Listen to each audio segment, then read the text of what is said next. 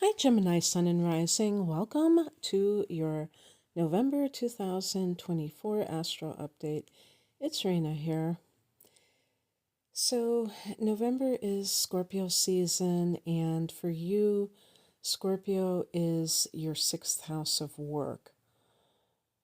In astrology, the sixth house is ruled by Virgo, and its ruler is Mercury, just like yours. But it kind of operates in a different way because it's in a different realm. It's the house of work, of health, and the way that you order your time, or what we would call the daily routine. So, for Gemini individuals, okay, now did I say this? I just started this reading, but I just want to say this is, mileage may vary in terms of when these transits are occurring for you personally. This is just meant to be more universal for everybody who is Sun in Gemini and Gemini ascendant. So the timing may not be exactly what I'm saying here for you, but we're just going to talk about it in general terms.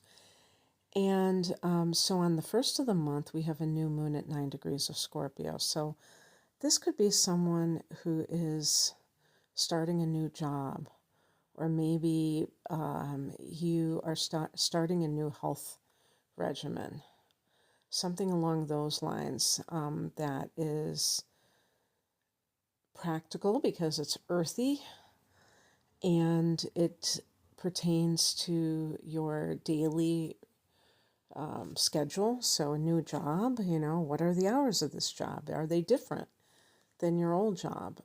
So, that's happening. And then the next day, Mercury goes into Sagittarius.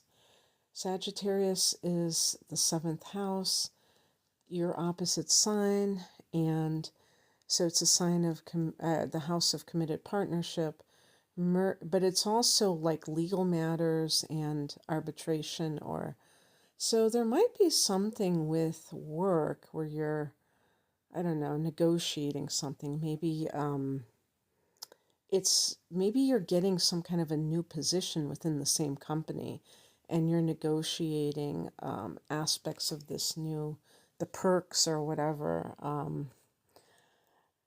But sometimes it can be like mediation, where if you're having some issue with your employer, that you have to go over their head. And that's what the new moon in that sixth house could be all about, is that you're changing the parameters of your work and what that's involving. And maybe, something has not been fair for you and you have to consult someone else. Now, if you're getting married, you might be calling up the, what do you call it, the reception hall or something along those lines, making plans, communication about these things, getting the marriage license. On the 3rd, Mars goes into Leo. This is your 3rd house, which is the house you rule in astrology. When Mars goes into the 3rd house, it can make you like driven to communicate. Now, tell me a Gemini person that isn't already driven to communicate. I think that is just par for the course for you, but it could be taken to the next level. Watch out for being argumentative, because Mars can be this very strident type of communication where, or even, what we would say aggressive. And pay attention to this, because this is going to become a running theme in the first half of 2025.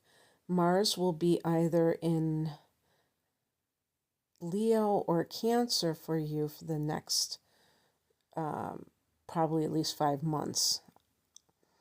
I think it might even be when it goes through the whole sign of Leo. It might be until early June. I'll have to double check that, but it's a long time. The typical transit of Mars is six weeks through a sign, so that's really unbelievable. But it's because of the retrograde that is happening in the first week of December in Leo. In the third house, your siblings could be the third house. So because Mars is going retrograde in early December, there might be some family issues that arise, and Mars can be conflict, and of course this is the holiday season. I mean, when Mars goes retrograde, it will be in December, so you might feel like, okay, I have to stop showing my anger towards my siblings because it's the holiday season. Christmas is approaching or whatever you celebrate, and it's like, I don't want to get too combative right now. Third house can be your neighbors. So either that you're having some kind of a conflict with them, or that you're doing more things with them. You're more active with them in some way. But you could, because you're a Gemini, you could easily be really like, let's say you've always wanted to write a book and you've been procrastinating, and you just go all out and you just start doing it. So I wouldn't be surprised, because I know some of you are writers, and this could be a time when you just really get a lot done. On the 11th, on 11/11, Venus goes into Capricorn, so that's the 8th house. So yeah, I mean, this is the 8th house, and Venus can be money.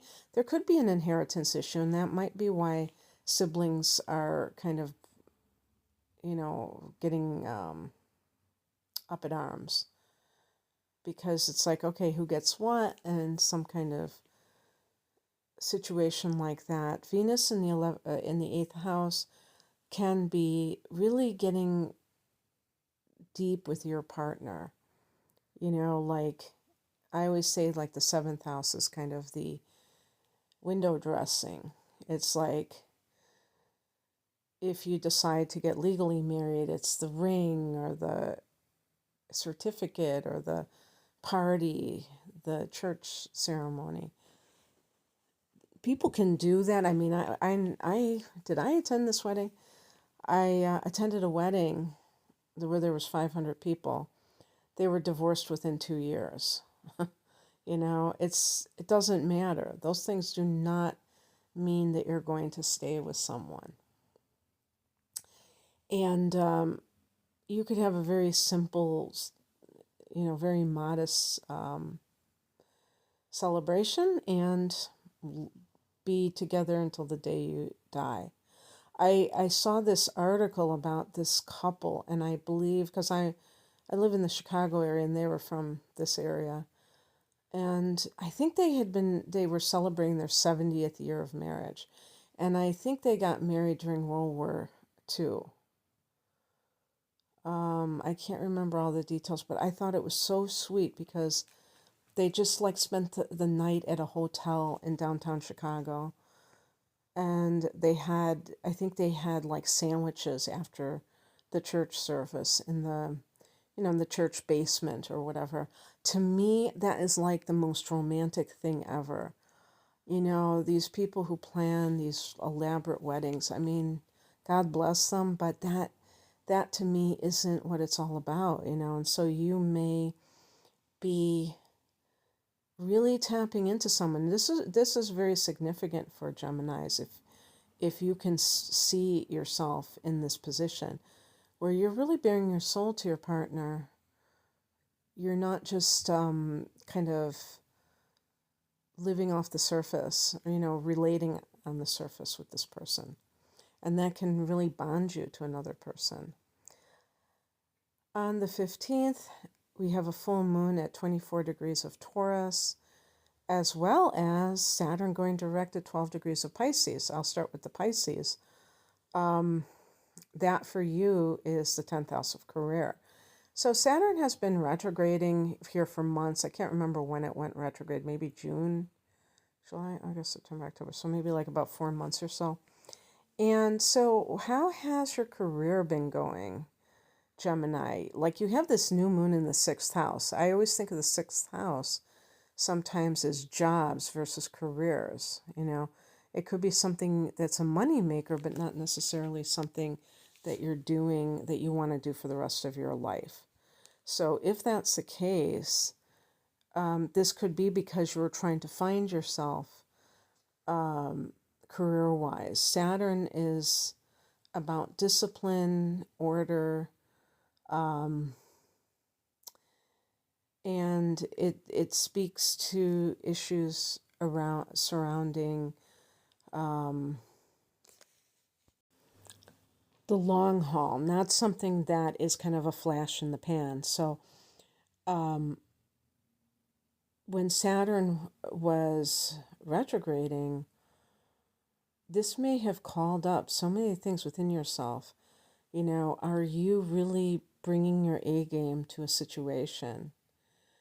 And sometimes, if a person isn't really doing so, it's because they really don't want to do whatever that thing is. And that's not a sin. That's not a crime. So it's really good to get clear on what it is that you truly want to do on your own. I think that you probably have been, and you may have even been feeling kind of constricted or restricted with the direction of your career, and maybe everything has felt stalled out. So you should start to see things progressing career-wise. Even if you're not doing what you want to do, you still may have a better, more grounded idea of how you need to get there.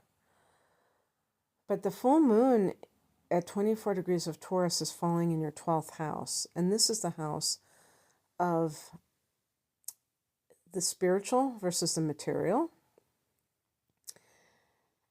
So this is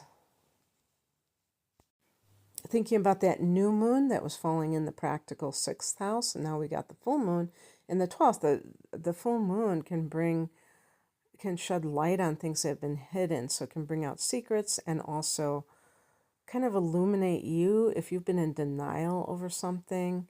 12th house is a house of self-undoing. So any bad habits, anything that keeps you from, achieving what you need to achieve. This is something that you can count on when you are talking about the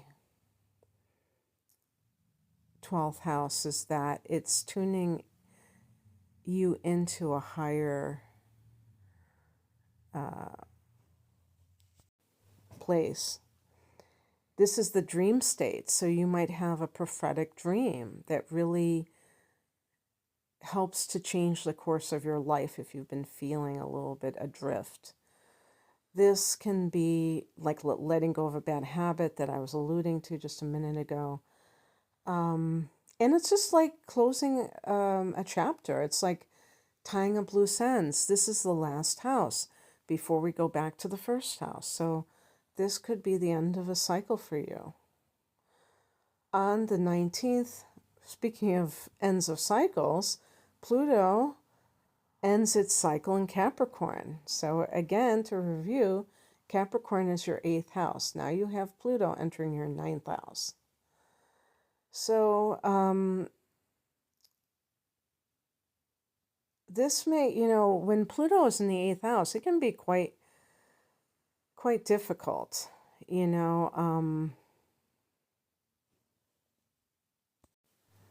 because Pluto is the ruler of this house, along with Mars.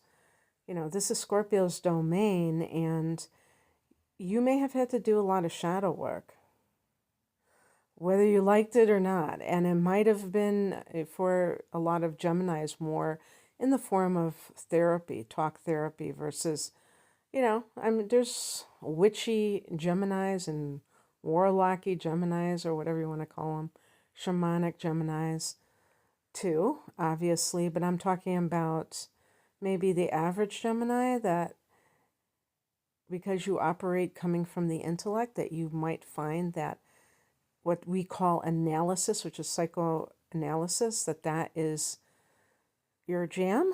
I don't know. Now Pluto's going into the ninth house. As somebody who's a veteran of Pluto in the ninth, but it's going to be here for 20 years, by the way. There's so many possibilities of how this could play out for you.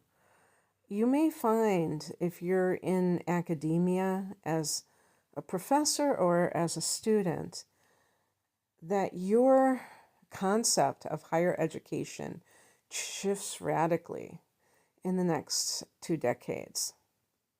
You may not notice it month by month or year by year, but when you look back, you change.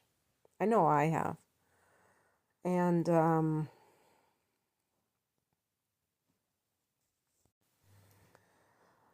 same applies to what I would call organized religion. Religion, that has their own doctrine, set of their dogmas. That may be something that you totally change over the years. And just your idea of what the meaning of life is could change. And you may say, well, what is the point of that? Like, why would that matter? Why would the meaning of life be important at this juncture? And what I would say in particular is that it can totally affect the type of work we do, the type of choices we make on a daily basis. So, anyway, at the ultimate level, Pluto can transform the area of life in which it's in. Now, in the ninth house, it could, like if you have had any kind of negative connection with religion, like maybe there was some kind of allegations of abuse by some religious figure, and you were connected to that, secrets could come out about that. And because it's all about, Pluto is about, what's the term, like kind of getting rid of the rot. It's a purification, but it's baptism by fire. I don't know, that's not the right term, but you know what I mean. It's really, it can come with a lot of drama attached to it, because Pluto is very intense, just like Scorpio is. Watch out for any kind of leaders, religious leaders that you meet, because there could be some kind of abuse of power. So you can be an adult, and I have said the same thing for people who have Neptune transiting the ninth house. Like, be careful. For Neptune, it could be being fooled by someone. For Pluto, it could almost be like strong-armed, where the person really has this, it's not, I was going to say charismatic, but it's really not even charismatic. It's more like ferocity, that it could be a bit intimidating or just all-consuming. So if you get involved in a group, see, that's what, when we talk about cults, somebody, who is exerting like excessive control over another person's life, that's one of the biggest red flags there is out there. On the 21st, the sun goes into Sagittarius. So everything lightens up, when you have Sag, we're getting into that holiday season, which is perfect. It really does resonate with Sagittarius energy, celebratory energy. And so this for you is going to be that 7th house, and it's going to be very light compared to that 8th house energy of, even though Venus is kind of a light sign, it's when it's in the 8th, it becomes heavier. And so the 7th house in astrology is ruled by Libra, so that should feel really good and could make you getting, really connecting with your partner. And on the 25th, we have a Mercury retrograde here at 22 degrees of Sagittarius. So do pay attention to that, because that could lead to some sort of issues if you are like planning a wedding or something, and there might be something that was not written correctly on the application for a wedding reception, or for the marriage license, or for things of that nature, or any kind of legal matter, to tell you the truth, because the seventh house can be legal affairs. I said 8 because I have 8% battery life on my phone, so I just said that. But Mercury, Mercury is your ruler, so I don't know how it affects the average Gemini person, or if it's actually something positive for you. But Mercury is very quick moving, so even when you have a retrograde, it's not just like limping along, it's sailing along. And it will go direct, I believe, in the middle of December. So, just in time for Christmas. All right, that's what I have for you, Gemini. I hope that this resonated. If you'd like a private reading, the link is below. Take care. Bye.